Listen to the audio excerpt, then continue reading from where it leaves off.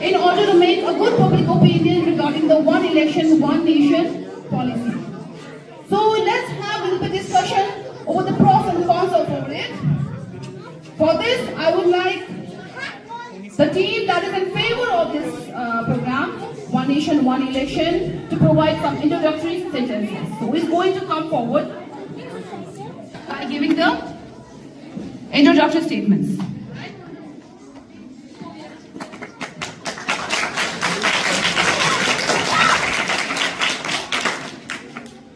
Good afternoon, everyone. My name is Shahnaz Fatima, coming from 8th standard, and I am representing Shri Ramanujan House. We are debating in the favor of one nation, one election. This issue is important for me as whenever the date of election is announced, no new thing can happen for a month or two.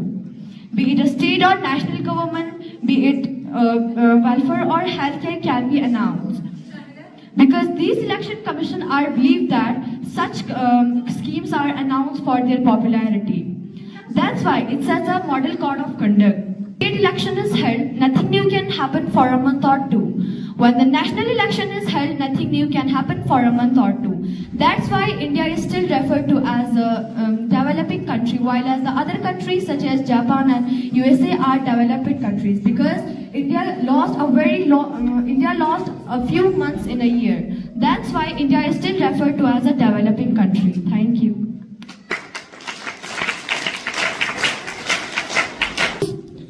From William Shakespeare House and Vipin Chandra House. So who is going to just release the introductory statement? Are you going to release it? Assalamu alaikum and good afternoon to you all. My name is Sakina Kausar and I am representing Vipin Chandra House with my team member Fazlullah Najafi and Munawar Hussain. So basically we are debating on one nation, one election against the motion. So as Sheena said that our country, India is just a developing country, and she said that one nation, one election can reduce the cost. But economy arguments, we have not get any proof that one nation, one election can reduce the cost. Just because if all the elections are held at the same time, we need 3 times more EVM and VVPAT machines. And as why Qureshi said that we need 40 lakh more EVM machines, which financial and logistical, this will have a huge financial and logistical impact on our government. Then how could she said that the one nation, one election can reduce the cost? Ma'am, जैसे कि सकीना ने कहा कि one nation one election की वजह से cost efficiency वो कम होता है, मगर मैंने पहले टॉपिक में इसके बारे में कोई बात ही नहीं की कॉस्ट एफिशिएंसी के बारे में।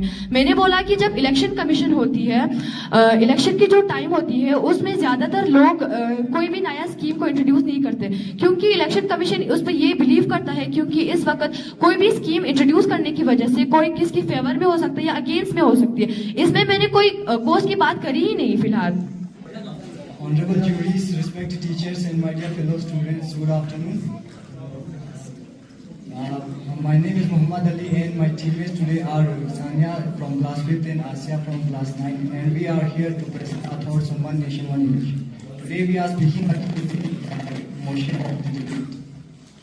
So before initiating to the points against one nation, one election, there is no doubt to the destruction of federalism and autonomy of states.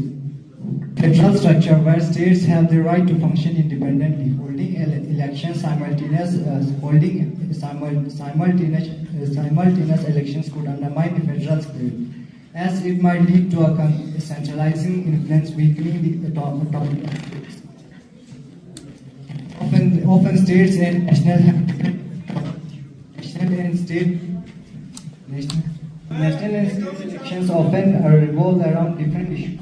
Forcing them happen together may overshadow states and state issues with national concern, diluting local governments. One more important point is that it is practically and constitutionally challengeable. Implementing simultaneous elections requires significant changes to the constitution, especially articles related to the terms of legislature and the dissolution of assemblies. This process may involve complex legal challenges. Respected teachers, esteemed judges, and fellow debaters, Today I stand in strong support of the motion One Nation and One Election. So, One Nation, One Election is not just a logistical change. It is a profound step towards enhancing the efficiency, stability and engagement of our democratic process. By saving resources, increasing voters' turnout and ensuring stable governance, we can create a more effective and representative democracy. Stability के बारे में बोला उन्होंने, but we all know that one nation, one election is not a new concept. It had implemented from 1952 to 1967, but ये continue नहीं हुआ. क्यों? ये continue नहीं हुआ. आसिया, आपने बताया कि एक बार ये फेल हुआ था. फेल होने की कई चांसेस है. क्या पता बीच में इनके जो गवर्नमेंट्स की जो पार्टी होती है उन्होंने बीच में छोड़कर कहीं दूसरे पार्टी में चले गए हो तो इसकी रीजन बहुत कुछ हो सकती है. कोई पार्टी छोड़कर कोई दूसरे पार्टी में गए हो, इसकी वजह से गवर्नमेंट जो है वो डिसॉल्व हो गई हो, ये भी तो वजह हो सकती है ना. और उस वक्त इंडिया इतना भी डेवलप नहीं था, इसलिए ये भी डिसॉल्व हो सकता है. आज फातिमा ज़हरा ने स्टेबिलिटी के हिसाब से कहा था. स्टेबिलिटी कहा था तो गवर्नमेंट उस वक्त जो गवर्नमेंट जो है वो अनस्टेबिलिटी की वजह से हुआ था. अनस्टेबिलिटी की वजह से वो गवर्नमेंट कंटिन्यू नहीं हुआ था. I am just talking about it. One election, the top party is more likely to win at both states and at the center. A study in 2015 by IDFC Institute that shows that if elections occurs together, then there is a 77% chance that the top party will rule both at the states and at the center. But if these elections held in 6 months apart, then this percentage drops to 61%. Now the question over here is why there will be a sudden change in their choice within just 6 months. Well, as it turns out, sometimes voters have second thoughts, sometimes they regret the first choice, or sometimes they are not as impressed by the party as they were right before the election. Let's take Bihar as an example. In 2014, 41% of Bihar voted for the parliament elections for BJP. But fast forward to 2016, for the state elections, that number fell down to just 36%. Do you see this? If both these elections held simultaneously, then there is a very high chance based on this 2014 data that BJP might have kept that 6% vote, or perhaps they would have even won the state assembly election. अभी आप लोग जितने भी जो बात कर रहे थे वो आप उनके अगेंस्ट में बोल रहे थे. तो मैंने ये पूछा कि इंडिया में मतलब ऐसा नहीं हो, पहले ऐसा ये फेल हुआ था एक बार, तो इंडिया में क्यों फेल हुआ? फेल आपने तो हमसे पूछा कि क्यों फेल हुआ था, क्या रीजन थी, तो हमें ये बताना था कि इंडिया में सिमिल्टेनियस इलेक्शन आज तक बड़े बड़े इलेक्शन यहाँ पर जैसे कि स्टेट इलेक्शन, जनरल इलेक्शन हुए, तो वन नेशन वन इलेक्शन क्यों नहीं हो सकते?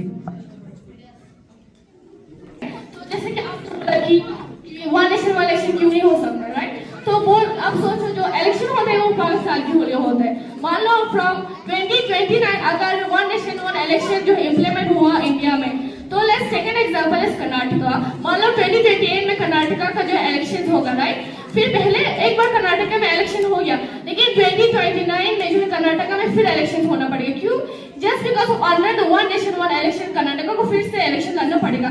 बट ठीक जो 2034 में जो है 5 साल बढ़ जाएंगे and the one nation one election जो कर्नाटका जो 5 साल है वो खत्म हो जाएगा.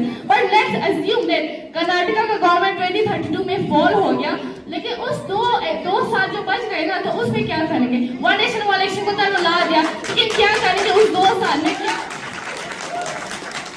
आपने कर्नाटका का एग्जांपल दिया, 2032 में अगर ये ब्रोक डाउन हुआ, डिसॉल्व हो गया गवर्नमेंट, तो उस वक्त हमें वन नेशन वन इलेक्शन के वक्त जो हम अपने रिप्रेजेंटेटिव्स को इलेक्ट करते हैं, उस वक्त हमें केयरटेकर गवर्नमेंट को भी इलेक्ट करनी चाहिए, ताकि अगर बीच में गवर्नमेंट डिसॉल्व हो गए, ताकि उस जगह पर कोई दूसरा गवर्नमेंट जो है वो निकल सके.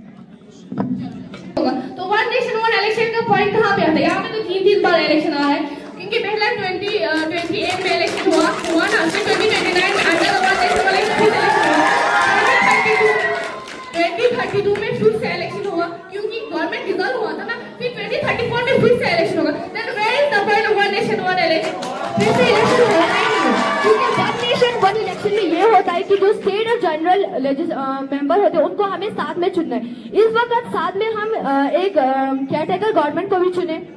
पैसा तो वहीं पर सेम खर्च होगा ना, वही तो होगा ना। चुनने के लिए भी इलेक्शन लड़ना पड़ेगा ना, गवर्नमेंट को चुनने के लिए इलेक्शन लड़ना पड़ेगा। जब तक इलेक्शन लड़ेंगे नहीं तब तो गवर्नमेंट कैसे निकालेंगे?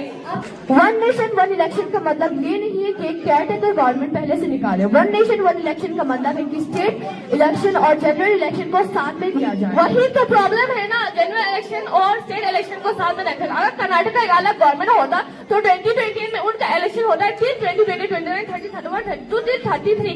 लेकिन अगर जनरल इलेक्शन और स्टेट इलेक्शन का साथ में होता, इसे 2029 में इलेक्शन हुआ था और 2029 में आता तो वन नेशन वन इलेक्शन, उसको फिर से इलेक्शन लड़ना पड़ेगा ना, फिर से इलेक्शन हुआ। Elections at regular intervals ensure that governments remain accountable to people. The more frequent elections at state levels can force government to focus on local issues, avoiding complacency. Local level elections allows voters to assess the performance of their state government separately from the national government. Simultaneous elections could blur the lines between national and state leadership, limiting the accountability. So, first and foremost, let us consider the financial implication. Conducting the multiple elections in a staggered manner incurs tremendous cost. Estimates suggest that we could save thousands of crores by holding elections simultaneously. These funds could be redirected towards essential services like education, healthcare, and infrastructure development, ultimately benefiting the citizens. Hello. Fatima Zahra said that organizing one nation, one election reduce our cost. Am I right? But don't you think in that 5 years the election will be a do or die situation? I mean, the politician will spend all the money he has just because he knows that uska jo next opportunity hai wo after 5 years aayega. So how can you say that it will reduce our cost?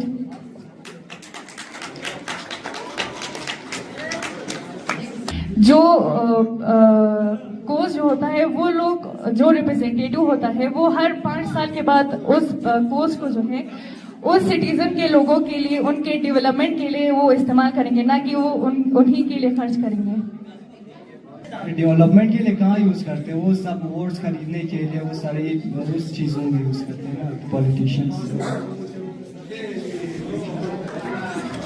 जैसा अली ने बताया कि politician अपने फायदे के लिए इस्तेमाल करते हैं, आपको कैसे पता है कि पॉलिटिशियन अपने फायदे के लिए इस्तेमाल करेंगे? Can you repeat the question please? आपको कैसे पता, आप ये कैसे बोल रहे हो कि पॉलिटिशियन अपने फायदे के लिए इस्तेमाल करते हैं? हम सब रोज देखते हैं, जब भी इलेक्शंस होते हैं तो हम देखते हैं, इसीलिए मैं बोल। इलेक्शन कैंपेन में लोग अपने लोगों को अपनी तरफ बुलाने के लिए और अपने लोगों को वोट करने के लिए बुलाते हैं, तो ये फायदे के लिए थोड़ी हुआ। और एक तरफ से वो अपने फायदे के लिए कर रहे हैं, वो तो इलेक्शन गवर्नमेंट तो बनाते हैं ना, फिर वो इलेक्शन लिमिट से ज्यादा पैसा खर्चते हैं, इसीलिए।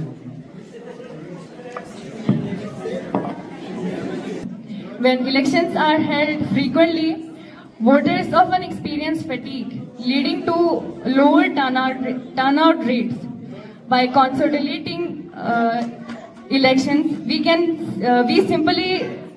simplify the process for voters, making it more likely that they will engage and exercise their right to vote. Thank you. But my point of view is certainly different from Fatima Zahra. Holding elections less frequently may reduce the frequency with which voters engage with political process, leading to lower political participation. In long term, voter turnout may decline as the excitement or motivation to participate regularly may diminish with fewer elections. My opinion against one nation, one election is to implement one nation, one election. Change would also be required in the constitution and other legal framework. One nation, one election need a constitutional amendment. Thank you. Or government officials were conduct, so if there was different time elections, they will get disturbed from their work. Their government official take duties of 1 or 2 days, and officers can take more on one election. Good afternoon, everybody. I want to say that the rules that stop governments from launching new programs during election will apply only once every 5 years, so that the government can focus more on working for the people and also for the development of the country, as India is a developing country. So it is very beneficial for us and results in favor interruption to descriptions. Thank you. One nation one election के लिए ये है कि अगर हम one nation one election के बगैर दूसरे हमारे नॉर्मल इलेक्शंस करें 60,000 करोड़ हमारे खर्च, लेकिन अगर हम वन नेशन वन इलेक्शन करेंगे तो हमारे 2,000 करोड़ बचते हैं और हमें सिर्फ 50,000 करोड़ ही खर्च होते हैं, तो हम इस 2,000 करोड़ दूसरे बेनिफिशियल कामों में भी लगा सकते हैं। Good afternoon, everyone. The worst is happening with the local body election. They will have to conduct within 100 days of general and state election. There again, the question arises: one nation, one election, or one nation, one election, or one nation, two election. जैसे local body election general state election के बाद हो रहा है, तो how could you से one nation one election जबकि यहाँ वन नेशन टू इलेक्शन का पॉइंट आ रहा है। The second point that I want to make here, and that is an important point, that is need to educate the voters. The last time India held simultaneous election was in 1960s. So an entire generation is not even familiar with the idea. How do you educate them? How do you explain why they are voting twice or thrice? First, you would to say this vote is for Lok Sabha election, this vote is for state assembly election, and finally this vote is for local body elections. It could get complicated and it's not sensible at all.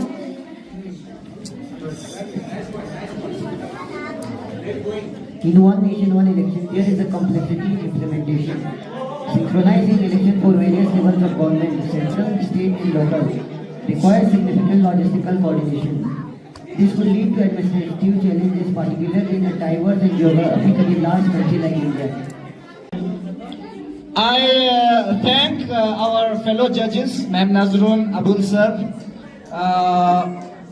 who has taken time to have this accumulated.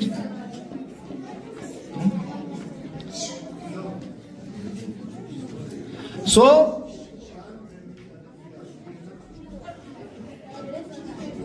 those who have, like this is, all the time we are saying that winning and losing is part of the game.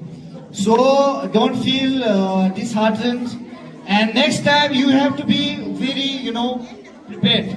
Like we have all, last time also we said that you have to be thoroughly prepared for this, okay? You were seem to be little underprepared.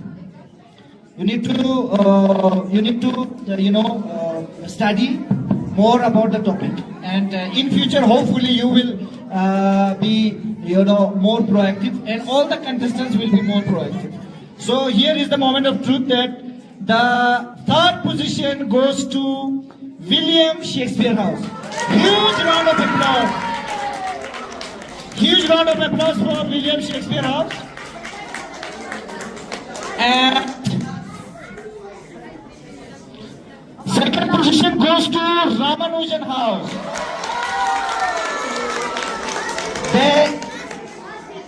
And guess the first one.